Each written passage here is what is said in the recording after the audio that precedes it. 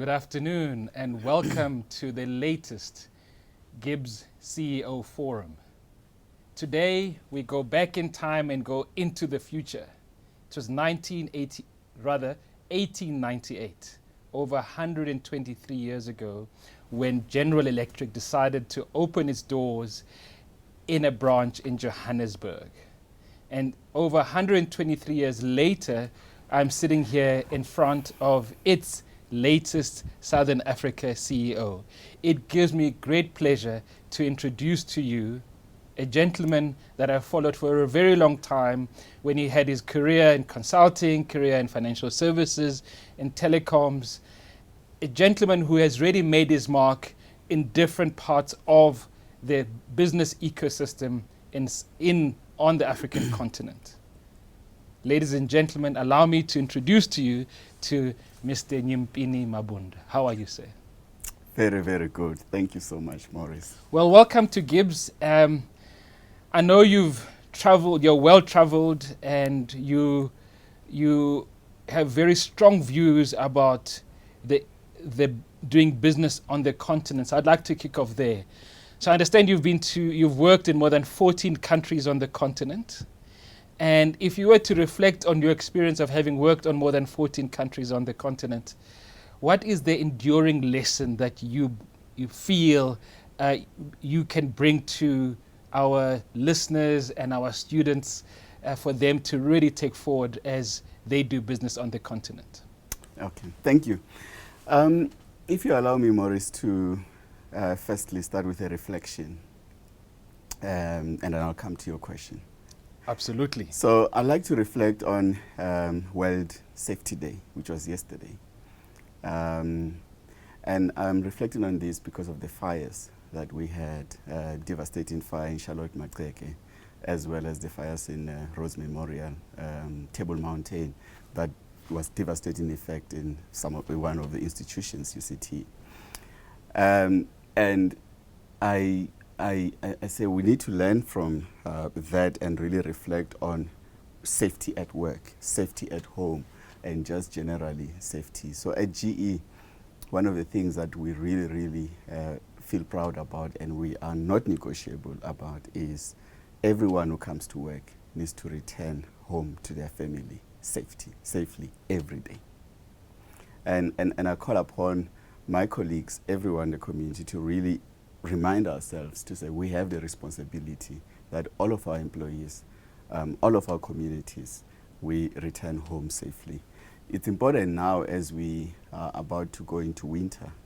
There are many people in the communities who use open flames, wood, paraffin, and all other sorts of things for warmth.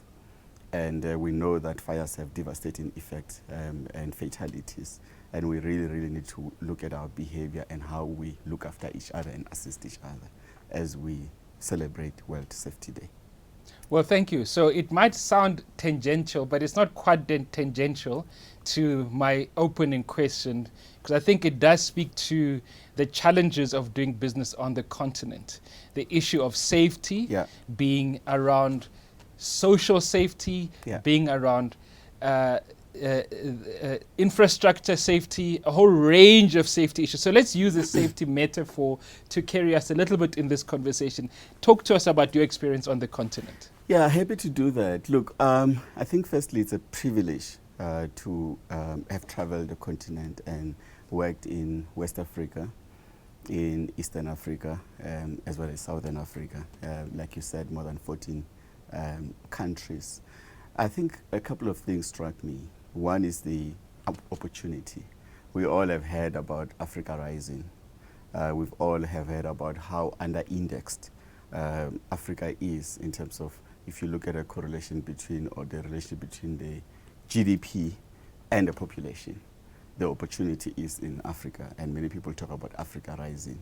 So for me to work, to walk the streets of Lagos, Abuja, go into Cameroon and Yaoundé, Douala, and really experience the richness and different cultures and different way of doing things. But more so the opportunity that there is more that Africans can do for themselves. So that's kind of number one. I do think that that opportunity is still alive right now. People talk about the opportunity in emerging markets. And of course, we've seen what India, China, and other emerging markets have done for their economies. I do think that we need to do more as Africans. So that's one reflection, because I saw it for myself. I think the second one was just how integrated or intertwined the economies are with government. If you talk about government involvement in economy, there are some economies in the continent that are still not yet open. What is currently public knowledge, for example, is only now Ethiopia is trying to open up its telecommunications, and there's bids. But otherwise, they only had one being controlled by government. And a few other markets only opened up in the last decades or 2 decades. So government is very much involved, and therefore understanding the regulatory framework, understanding the political system, and business and politics are a lot more intertwined within Africa than I even expected. So that's quite an important one. I think the third one for me is a talent landscape, and conventional wisdom says there's no talent in Africa because we have deficit in education system. It's not as good as so-and-so and all other places. But what I found is that there is talent in Africa, a lot of it, but we tend, in not understanding how to lead in diversity and manage diversity, we tend to look for our clones everywhere. How I define talent is through the lens of myself and my experience and my background. And is that the correct way? So if you look hard enough and you go beyond your own biases, we all talk about unconscious bias, you'll find that there's a lot of talent in Africa. But also, there's a lot of talent that has been in Africa, got frustrated, left, and with the right framework, right opportunities, they are willing to come back. So for me, that was quite exciting. And last but not least is the opportunity to innovate and create stuff. Africa is very different in many ways. There are things that we can borrow from other parts of the world, for sure, best practice on how to do things, but we don't have the infrastructure, we don't have the matured banking system. In some places, we don't even have the right telecommunications facilities and so on. So you can't just plug and play. There's no data, right? If you're making a lot of decisions based on quantitative analysis of everything until the answer jumps out at you, I, as a leader, had to use more of my gut. I had to really use a lot of street wisdom in Africa. I had to do a lot of relationship building to really understand the landscape.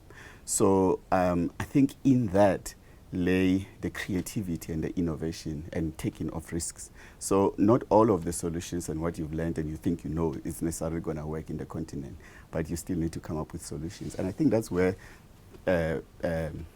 solutions like M-Pesa, for example, mobile money came from, because there was nothing, therefore you have to come up with your own story. So that was exciting. In behavioral science, they talk about rational decision making, which is the field of economics, and non-rational being the field of behavioral science. And there's a distinction between rational, irrational, and non-rational.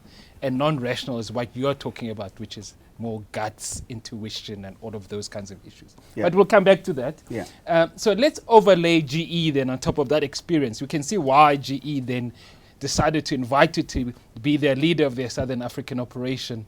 But you joined them at a critical time. You joined them as the world enters its moment of reflection. The COVID era begins in 2020 and you join GE. Of course, GE in the Southern African context plays a role in the power sector, renewable energy sector, aviation and healthcare. So help us to understand how that perspective of boundless opportunity under-indexed Africa with talent which is not being properly appreciated then collides with GE's value proposition. In very simple terms, let me take it from our purpose as GE. The purpose statement is we challenge ourselves to build the world that works. Okay, I feel very privileged actually to be working at GE, especially at this time, because the three big sectors where GE is involved, it's about making countries, the world, work. So let's take it from energy space, for example. So GE is responsible for a third of electricity supply in the world. 90% of electricity utilities worldwide, 90% have GE equipment in them. And 40% of the power that's generated in the world is being distributed using GE equipment in terms of the software, right? So electricity is fundamental in any market because nothing works without energy. Nothing. Not even your cell phone, because you need to charge it. Right. So not even this interview happens without it energy. Would not. Nothing. Nothing happens. Hospitals go down. You know, companies can't operate. You need computers which are using batteries. They need to be charged. So, effectively, economies rely on power and electricity to operate, which talks to sustainability of that electricity, affordability of that electricity, as well as accessibility, you know, democratization of that power. So that's one part. Healthcare. So we need healthy people, we need productive people. The pandemic has just shown us that, you know, the world stops when there's a health threat or we are not healthy and feeling okay. Every company talks about our most important people, our most important asset are people. People, yeah. You know, but people need to be healthy to be to be productive and usable. Now, we have as GE 4 million pieces of installed equipment across hospitals, clinics around the world. What that means is that 3 people every second are being imaged using the GE equipment worldwide. Okay, so 40% of, typically give it between 30 and 40% of installed base of any hospital would have equipment that we manufacture. And therefore, we are in the business of saving lives, of making lives and people healthier. And of course, we are very much involved in the fight against the COVID pandemic because we make ventilators, we make patient monitors, we make imaging equipment and all of that. So that's really make me proud that we are into that business. So lastly, air transportation. We are the largest manufacturer of commercial engines in the world. We actually, as we speak, have 38,000 aircraft engines installed. That's the largest by any manufacturer. Okay. Now, try and imagine an economy working without tourism or international tourism. Most of African economies talk about international tourism, and a lot of them, the contribution of tourism to GDP is very high, double digit in many of the economies, and certainly in South Africa as well. Just go to Mpumalanga or you go to Cape Town and see just how lives have become harder because borders were closed. But international tourism is embedded through, or it's been executed through air transportation. And we make the commercial engine, certainly the military and so on and so forth. So now the country is involved in trying to restore international tourism or restore tourism. Those efforts, we have to be part of that. So I see GE having to be part of the solution. Part of the solution. So if you come to South Africa, for example, my biggest market of Southern Africa, just yesterday or on Monday, the president, in his weekly Monday letter, wrote about climate change at the back of President Biden's climate change summit. And he said, nothing is more urgent and more important right now than climate change, which means that we need to drive decarbonization and drive cleaner energy and so on, because that eradicates poverty, and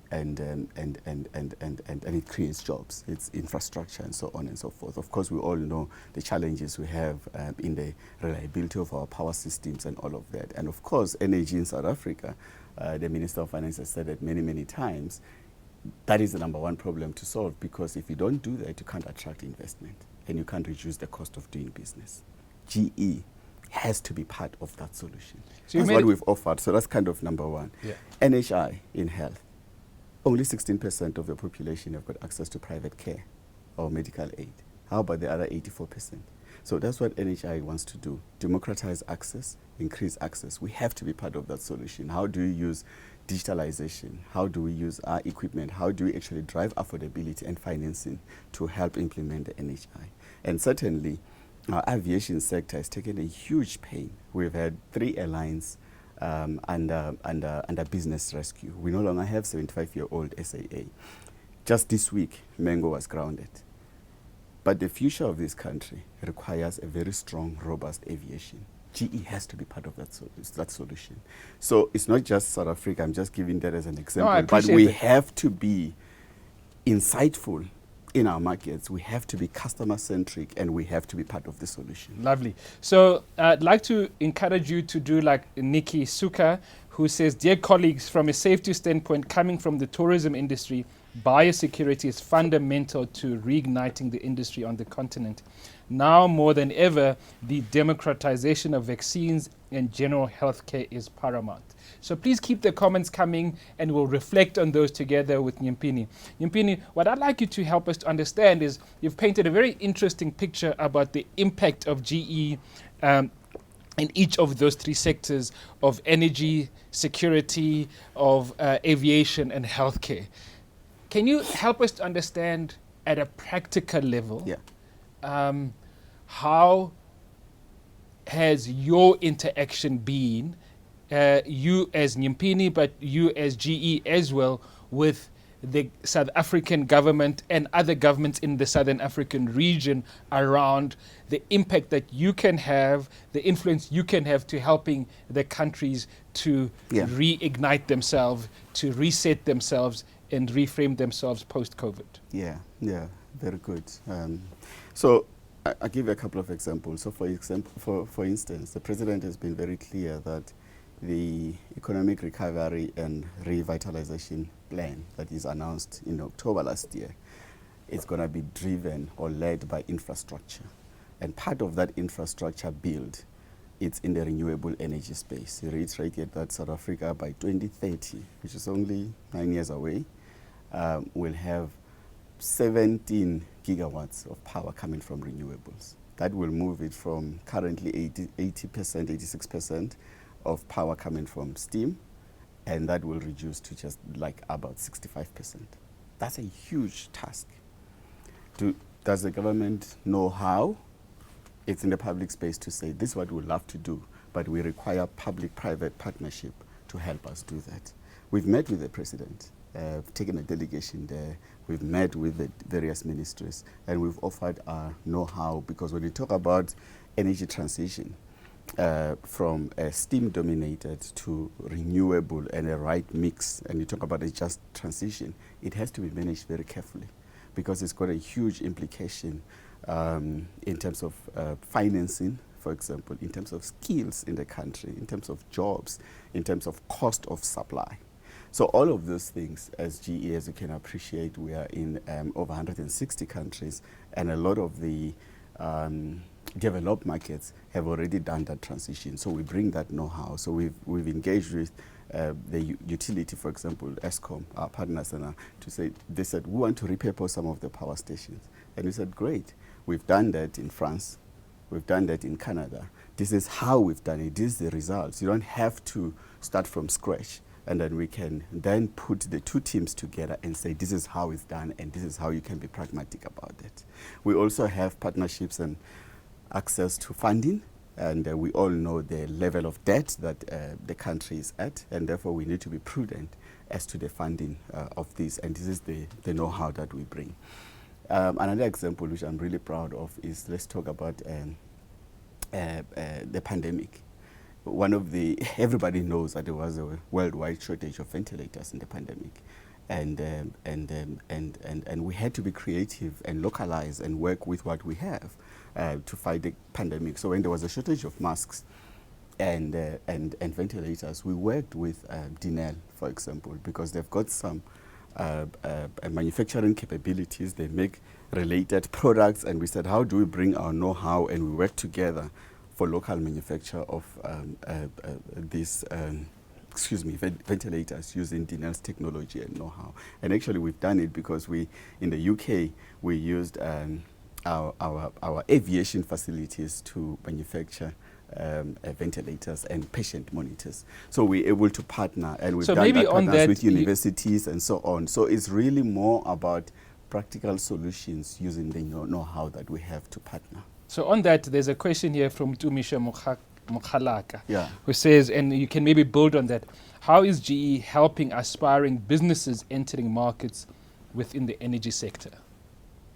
Yeah, so we do that in many ways. I think firstly from the foundational level, just this year alone, we sponsored over 200 students with bursaries to focus mostly on STEM education. And in fact, I'm not at liberty to announce now, but we're taking that to another level. Watch this space in the next 4 weeks. But listen, it's just the two of us. I know. You can just tell me. We don't have to tell anyone else. Yeah, I'm going to be making a groundbreaking announcement. We'll wait for the next 4 weeks. On what we're doing in the space of STEM and the education. But for us, the fundamentals, I mean, we employ, as you can imagine, across the 3 sectors.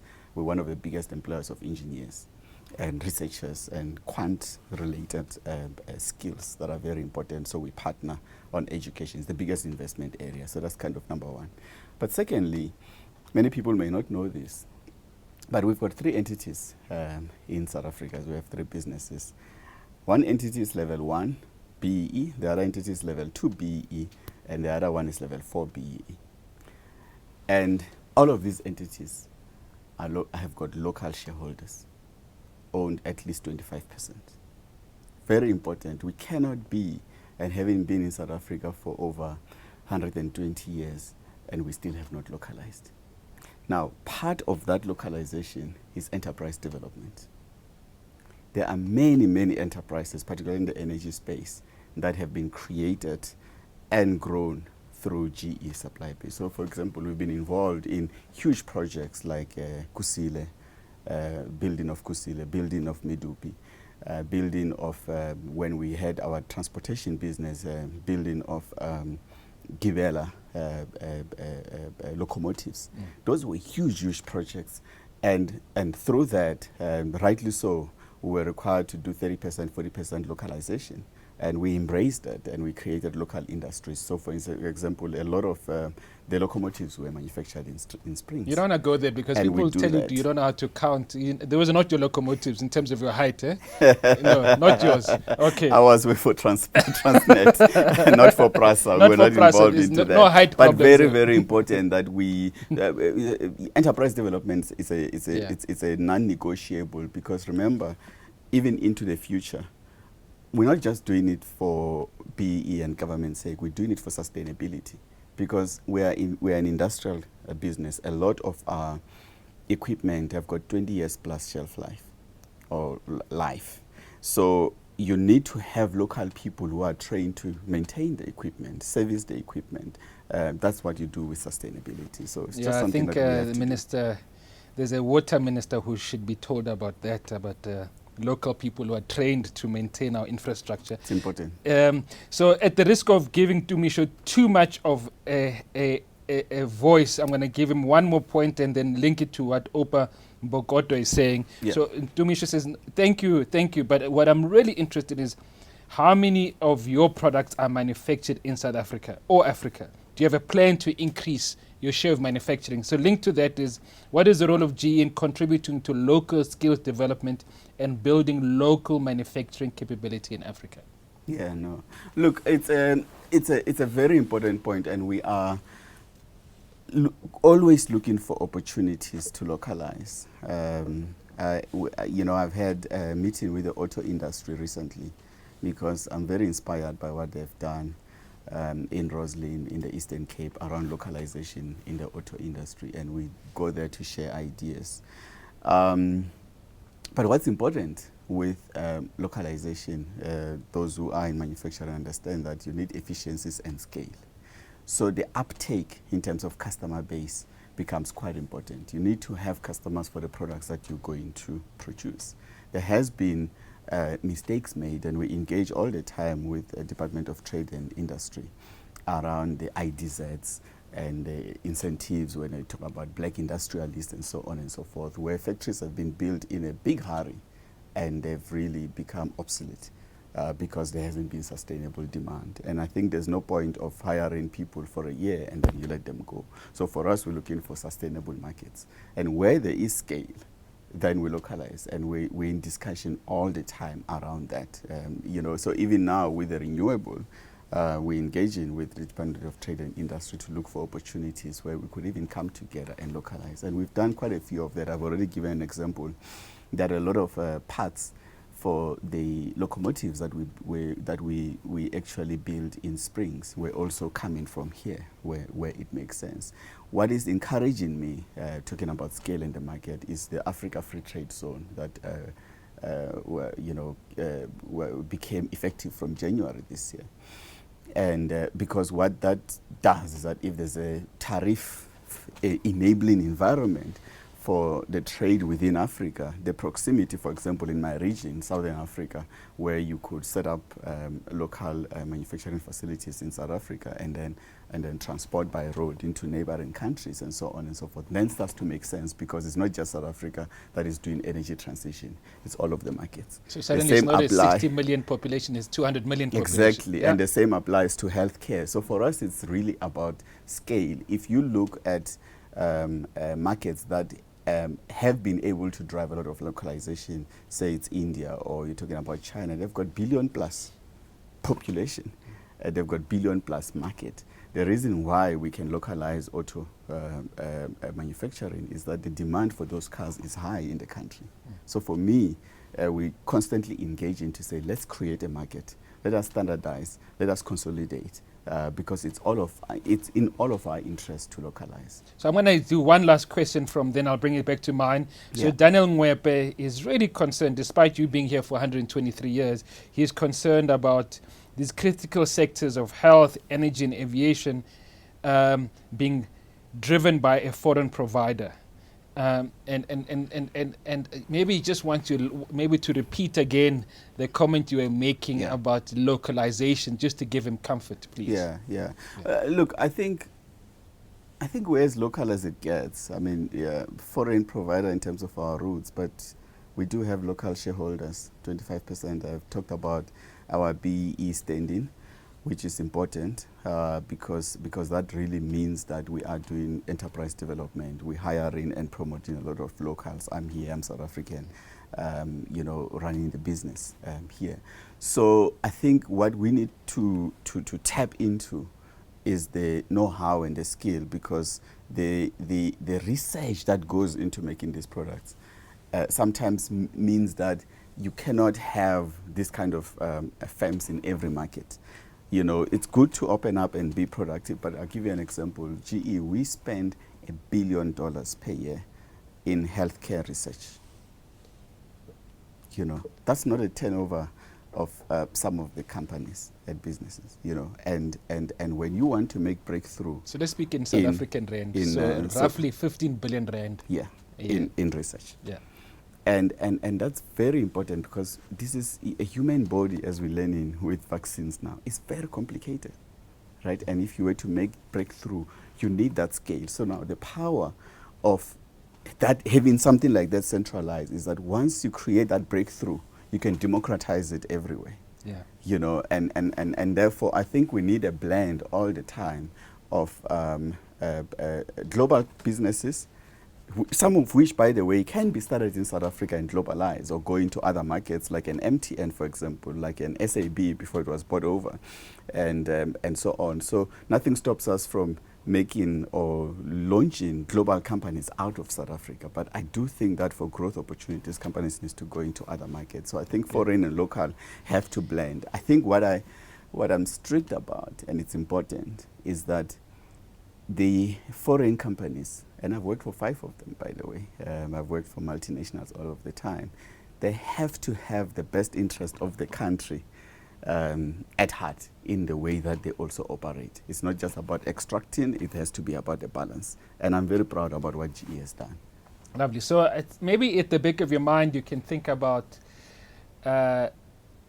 whether it's harder or easier now for a multinational to operate in our region, in the Southern African region. But where I'd like to shift the conversation away maybe from power and aviation and more towards the healthcare sector, because in the context of the health pandemic that we are living under, it would be interesting for us to learn about beyond the vaccine, sort of beyond the PPE, on a long term, what is GE's strategy in the healthcare sector, particularly for our continent? So our strategy for healthcare is about precision health. Okay, the word precision has been carefully chosen. I think it's about, we talk about lean principles at GE. It's about not being wasteful. How do you use technology, research, innovation to be more precise about healthcare? There's still a lot of misdiagnostics where you just don't know what's going on, right? There's still a lot of diagnostic that relies on you coming into contact with a healthcare worker. How do we actually step change remote care?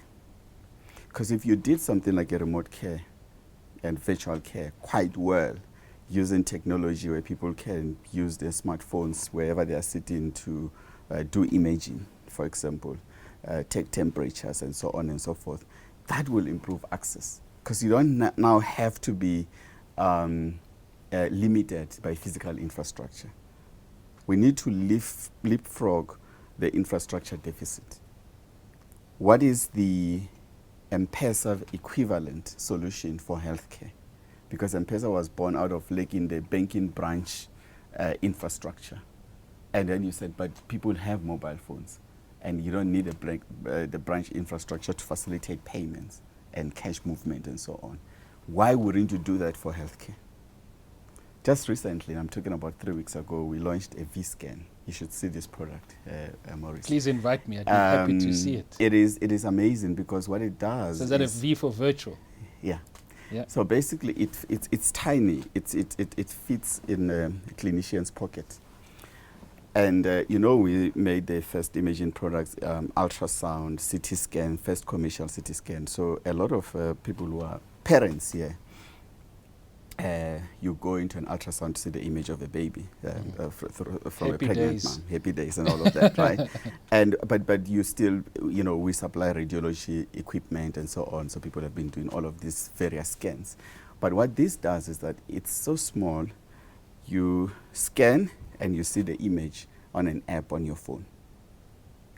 Now, if you have seen how big these ultrasound machines are, and then you move to something that fits in your pocket and you use your own cell phone to go there, you can go into any accident, into any remote location, into any school, and you can quickly figure out what's going on. That's the future. How do we do more of that? Healthcare has to be taken to the people. So that's a practical thing. So mobility for us, mobile health, and becomes quite important. In areas that are hard to reach, where people don't have transport to come to the facility, you need to be able to drive to them. Lovely. And then still have the right equipment to be able to do something. So these are the kind of things where we're asking ourselves to say, there's just too many people that still don't have access to quality healthcare.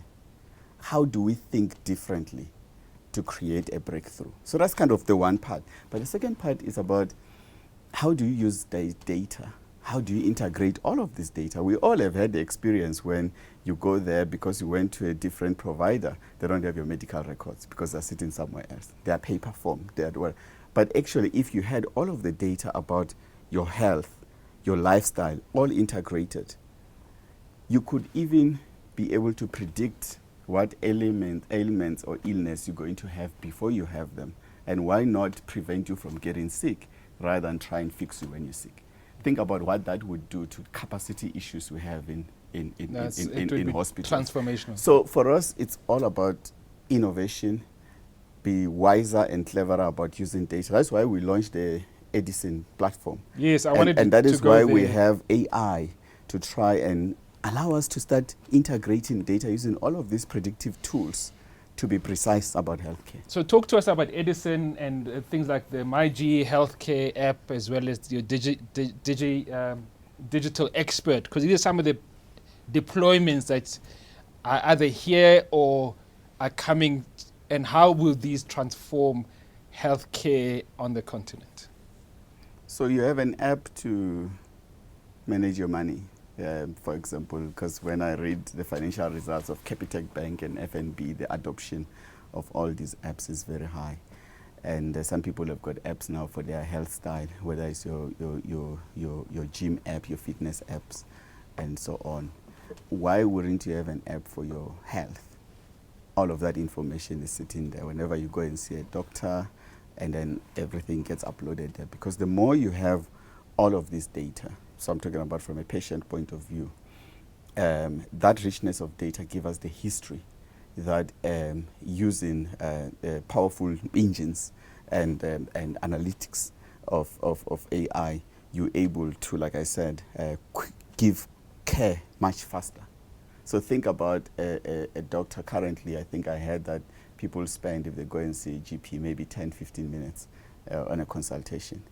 But if the GP already had all of this information by the time you come and they're able to help you in 5 minutes, it means that in a 15-minute time that they used to see one patient, they used to see 3. They can now see 3. But no, Nyimpini, I don't like that strategy, because I like my medical doctors. Right?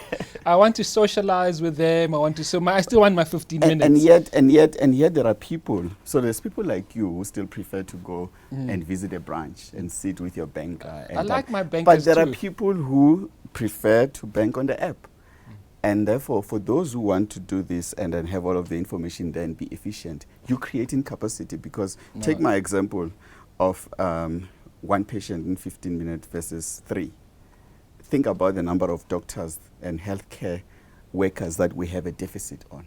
No, if you drive productivity amongst the people that we have, other places, exactly. Not if you have in that, then it dramatically because we can't train them fast enough, like the doctors. So you have to think about how do we actually improve that utilization and capacity. That's just one example. But we're thinking about how do you democratize access like that, because that really is a big deal for us. But here's the other part of what Edison does. It also allows you to manage your assets better as a hospital. So you can actually have visualization of flow, you know, which room is empty, which one, so that you can use the facilities that you have more efficiently, right? And then you'll be able to see that this hospital doesn't have that and that one has got that, and you can channel patients around, because if one hospital is full and yet there's another one 5 kilometers away and you can see that they've got capacity, you have better utilization. So think about the thinking that we have in private sector manufacturing brought into the healthcare facilities. And then the last part is financial management for that allow the private health practitioners to manage their businesses and the P&Ls much better. So it's integrated end to end. Really help. So Mielani, my sister from another mother, our sister from another mother, wants to know, what about Poppy? And here we're not talking about the other sister Poppy. We're talking about the Poppy, right? Yes. When you're dealing with all this personal health information, how are you balancing that out? It's very important that you are Poppy in South Africa, globally GDPR. You have to be above board with all of that. So one is you need permissions. You cannot share without permission from the owner of the data, and that's the patient or the individual. I mean, that's very clear. One of our values at GE is transparency, and that talks also to governance and doing the right thing. So I think a lot of companies have already found ways to ensure that we leverage data for improvement of personalization of care, improvement of personalization of services. But you cannot do that without the right permissions. You have to declare, you have to be open, and people can opt in and out as they want. I think for me, that's just a hygiene factor that you must not even worry about. If we don't do the right thing with people's data, we won't be around for long. Lovely. Before we step off IoT and maybe of the left field, Ashley Flores says, "Hi there. Question re IoT and agriculture within South Africa. Please advise whether GE is doing anything in the agricultural space." Not directly in the agriculture space, but where I see the impact, to be honest, in the agriculture space, and reading the president's letter that talked about that, is that climate change has a huge impact on food security. Because what happens is that the temperatures have been growing year on year above 1.5 points. And basically it means that we have global warming, it's getting warmer and warmer and warmer, and therefore the rains. So in the present letter I said, for 7 years, Eastern Cape and Western Cape have had the drought that we haven't seen in 100 years. No rains. And what that does is that obviously livestock dies because they can't feed, and then there's no water. We are a water scarce country, and then food becomes more and more expensive. So our contribution in that is to really work with governments and private sector clients to accelerate energy transition and reduce decarbonization and global warming so that we have food security. It's a very important point because research has shown that there's a direct link between not taking action on climate change and poverty. Because when food becomes expensive, as we've seen with drought, the poor are the ones who suffer the most. Yeah, you heard me when you said research shows. You know, this is a business school after all. Yeah. So, Didi Melang and Mudise and Jacob Mudiba are really interested in the intersection of global strategy and local needs of GE. How you navigate that alongside this notion of how you partner to create scale on the continent. So how do you make sure that GE globally and GE in Southern Africa are aligned? Yeah. So firstly, there's no such thing as a suite of tools that we are instructed to execute in different markets at GE.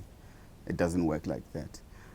Larry is very clear about that. And by the way, we released our first quarter results, which I'm proud to say were quite good, 2 days ago, on Tuesday, Freedom Day.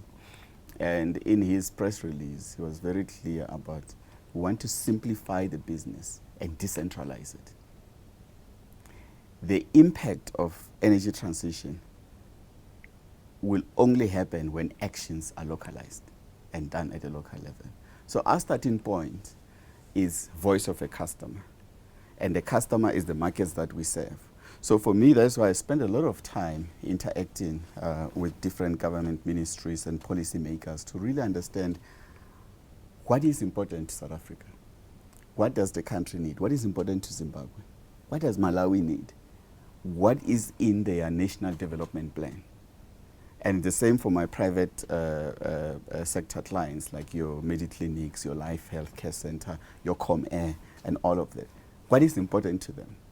Then we have to go and find solutions that help enhance their strategies. It cannot be about GE first. We create more sustainability when we are customer-centric. So it's first you listen, and when you listen and do what's right for the country, you've already localized. It's not about saying, I've got a bag of tricks, I've got all the solutions, tell me what the problem is. I'm looking for problems to fix. That's not what we are. And if we don't have solutions, yet the problem is important enough and is viable enough, I would then challenge my colleagues at GE to find a solution that's right for the country. Lovely. So we've been operating at GE Vision, GE Strategy, GE in Africa. Yeah. I would like to change lanes a little bit and talk about Nyimpini, the leader. Yeah. So more than a year into your role now, suppose a question that all of us need to reflect on as leaders of organization is, what have we learned and what are we learning about ourselves and about our organizations from COVID-19? Yeah. There's a lot I've learned about myself. and I've actually improved about myself during this pandemic. I think leading in the pandemic is actually a privilege. It's unprecedented, and it may not happen again in our lifetime, something like this. And therefore, if you come out of it and you haven't learned, I'm sorry for you. But for me, two things as I reflect that I took in my leadership is the importance to unlearn, interestingly, because there's many conventional wisdom that we went into COVID with that we had to unlearn and challenge those beliefs and things that we've thought about before. And I think the sooner you debrief yourself from some of these hard beliefs, the better. Things like how fast can you do things? No one ever imagined they can set up their companies to work remotely as quickly as we did. Right? No, we made unimaginable and unthinkable collaborations and partnerships. I don't think many business people have ever imagined that they would be interacting with government as closely as they did, because for some they've relegated that to corporate affairs or to government affairs. Those are some of the kind of things that we had to unlearn on the how of running a business. But also I've learned to be more patient. You know, I'm the kind of person that wants things to happen, and my team knows. And I would brief them and ask for something, and they said, when do you want it? And my answer is yesterday.